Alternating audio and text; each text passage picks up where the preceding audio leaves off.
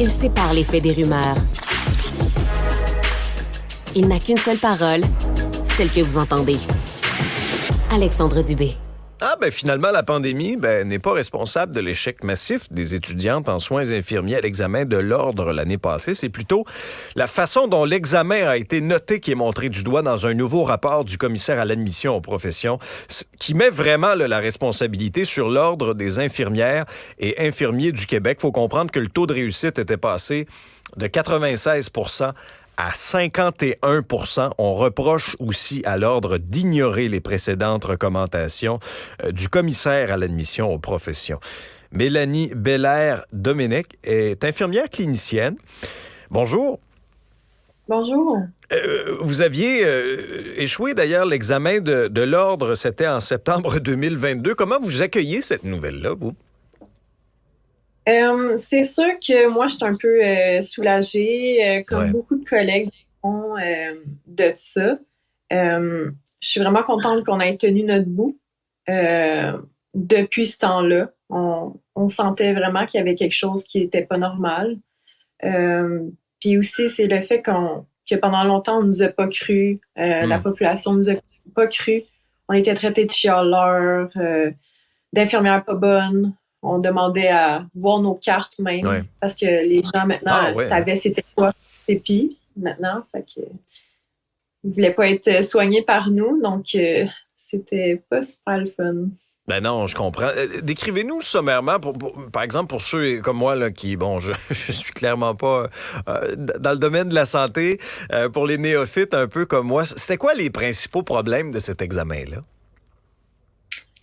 C'est ça. Comme que j'avais déjà mentionné dans une autre interview, c'est que pour ma part, j'ai vraiment trouvé que les questions et les réponses même étaient ambiguës.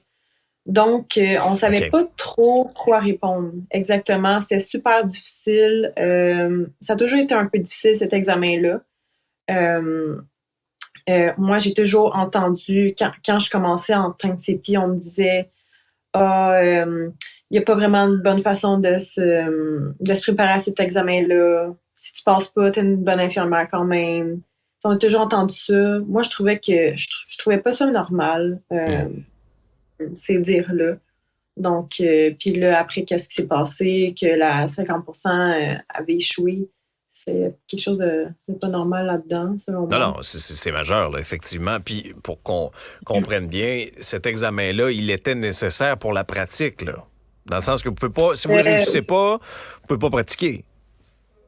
C'est ça. Dans le fond, quand on finit nos études, on est CEPI, donc on a le droit d'être sur le milieu. On est jugé apte à travailler sur le milieu. Donc, on fait un peu la même chose qu'une infirmière, mais c'est ça qui est un peu bizarre. Dans le fond, il faut quand même qu'on passe l'examen de l'ordre. Et après 3 échecs, on est retiré de nos milieux. On n'a plus le droit de travailler. Donc, c'est ça. Je trouve ça un peu poche parce qu'il y a beaucoup de gens qui sont CEPI depuis longtemps, qui connaissent quand même très bien leur travail. C'est pas pour rien qu'ils nous laissent sur le milieu. T'sais, on a passé nos orientations dans nos milieux. On nous laisse le milieu pas pour rien parce qu'on est quand même sécuritaire, tu sais. Donc, c'est ça. Ouais. Dans votre cas, à vous, ça avait été difficile en septembre 2022 lorsque vous aviez subi cet examen-là. Est-ce que vous l'avez refait par la suite? Est-ce que vous allez refaire une tentative? Non, dans le fond, moi, c'est ça, je suis déjà infirmière clinicienne. Donc, c'est ça. Moi, j'ai échoué une fois en septembre 2022. Et à voir ce qui se passait, j'ai connu qu'on pouvait faire le NCLEX. Donc, c'est l'examen canadien, c'est ça, au Canada. Donc, il y a juste le Québec qui a l'examen de l'AEQ. Le restant, c'est Canada. Donc, j'ai appris qu'une amie, elle faisait les procédures pour faire ça. Puis finalement, c'est ça, c'était pas très connu qu'on pouvait faire ça puis être infirmière ici. Donc j'ai commencé les procédures puis finalement, quand j'ai vu que ça se faisait, enfin, je l'ai mentionné à beaucoup de gens. J'ai quand même regroupé des gens puis je leur ai dit, j'ai passé le NCLEX et tout. Donc c'est ça. Moi, j'ai juste fait l'examen de l'AQ une fois Et après, j'ai fait le NCLEX et j'ai passé. OK. Mais c'est comme un chemin alternatif qui vous permet quand même de pratiquer, puis on arrive au même point? Oui, c'est un chemin un petit peu plus complexe, par exemple, qui est très, très coûteux. Ah oui, hein? Si l'examen du NCLEX arrive ici au Québec, après, c'est sûr que ça va être moins coûteux puis moins complexe. Mais c'est ça, c'est vraiment long. Ça prend 2 mois et plus. Il faut que ton dossier soit accepté, que ton école envoie toutes tes informations. Moi, ça m'a coûté environ 2000 $ et plus, là, passer par ce êtes-vous sérieux? OK. processus-là. Oui, c'était vraiment, vraiment coûteux, long. Et c'est aussi un examen canadien. Donc, moi, je l'ai fait en anglais.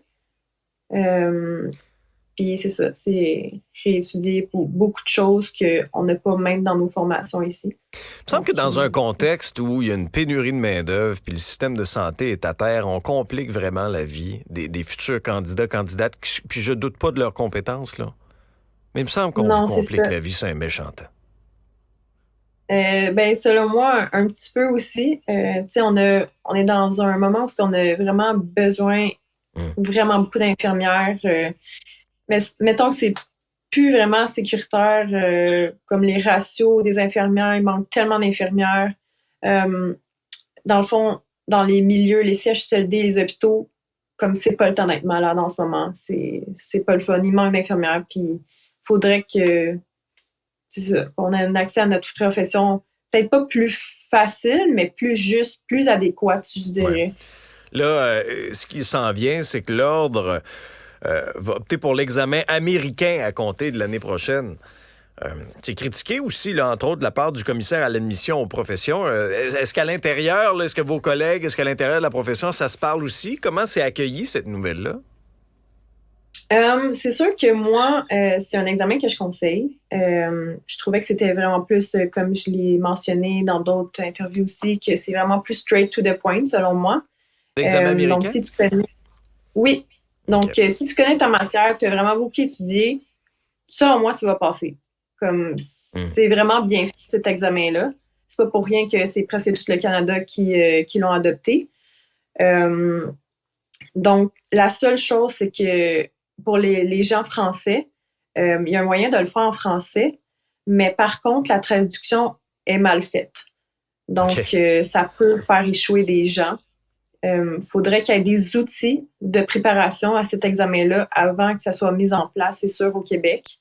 Donc, des outils en français qui aident à l'examen en français, dans le fond. C'est la seule chose qui manque. Très éclairant tout ça. Mélanie Belair-Domenech, vous êtes infirmière clinicienne. Merci pour votre point de vue. Ça fait plaisir.